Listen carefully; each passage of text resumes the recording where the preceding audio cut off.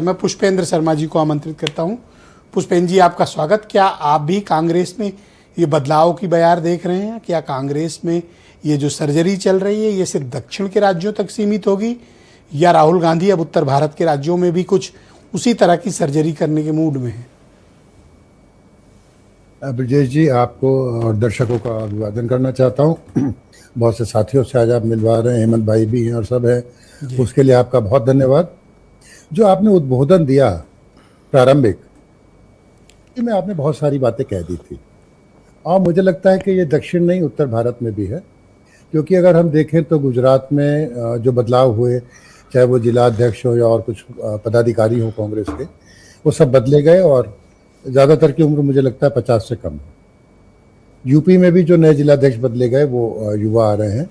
अब भले ही कांग्रेस के प्रवक्ता मेरे भाई उमाशंकर जी स्वीकार ना करें उस शब्दावली को, इसमें क्या बुराई है? अगर सर्जरी और ऑपरेशन है, अगर कोई बीमारी है तो वो तो होती है, ठीक होती है पंडित जी, उसमें कोई बुराई थोड़ी है जी। इसे सर्जरी कह दें, आप इसे ऑपरेशन कह लें, और जैसे आपने सपा के आशुतोष जी ने बड़े अच्छे शब्दों का यूज़ करते हैं उसे रिवैम्प का नाम दिया या रिलॉन्च का नाम दिया, तो इसमें कोई बुराई नहीं है, ये सब करना ही चाहिए। और ये तो ऐसा है कि देर आए दुरुस्त आए। आप मध्य प्रदेश में चोट खा चुके थे, वहाँ आपने भाई महाराज को नहीं बनाया था, वो चले गए छोड़ के। आपने पंजाब में अमरिंदर सिंह की चलती हुई सरकार को, अमरिंदर सिंह को हटा के कर दिया। राजस्थान में गहलोत आपके काबू में नहीं आ रहे थे, सचिन पायलट को आपने मौका नहीं दिया, तो सब जगह आपको नुकसान झेलना पड़ा। छत्तीसगढ़ भी उसमें से एक है।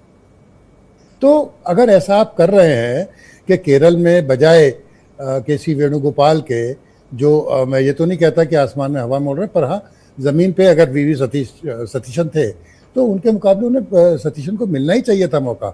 इसमें क्या शक है? अच्छी बात है, बुरी क्या है? वो ज़मीन पे थे। हालांकि इसके पीछे वो कहते हैं ना, कुछ तो मजबूरियाँ रही होंगी, यूँ को बेवफा नहीं होते। डॉक्टर बशीर बद्र का बेचारा कल ही निधन हुआ, उन्हीं की ये लाइन थी।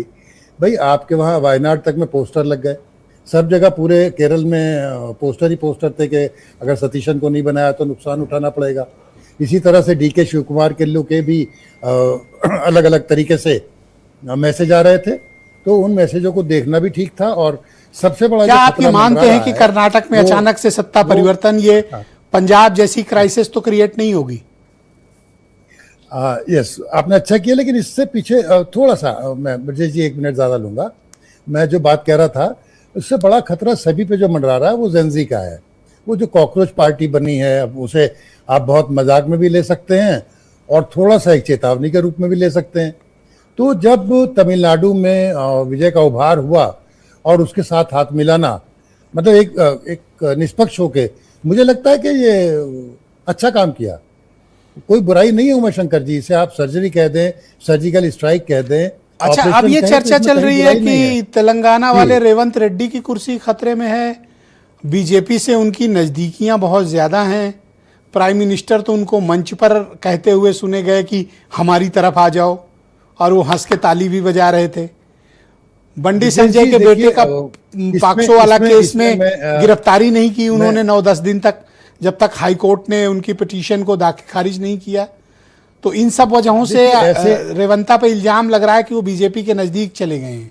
क्या बदलाव वहां भी है? ऐसा तो देखिए, ऐसा तो कई जगह हुआ है, और शशि थरूर ने भी बहुत से ऐसे बयान दिए थे तो लगता था चले जाएंगे, लेकिन केरल चुनाव ने बता दिया कि जाने की जरूरत नहीं है। असल में एक बात मैं कहना चाहूंगा, कोई भी इसे अदरवाइज ना ले, जो पॉलिटिकल लीडर है वो जहां लाभ देख रहा है इस समय पे, वो रेवंता रेड्डी ने मेहनत की थी, कोई शक नहीं है, सरकार बदलवाई।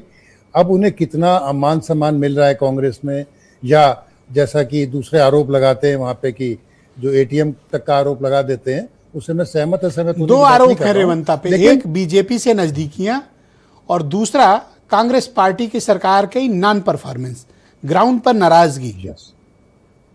देखिए, अब है क्या जी, मुझे लगता है नाराजगी तभी दूर हो सकती है जब एग्रेशन हो।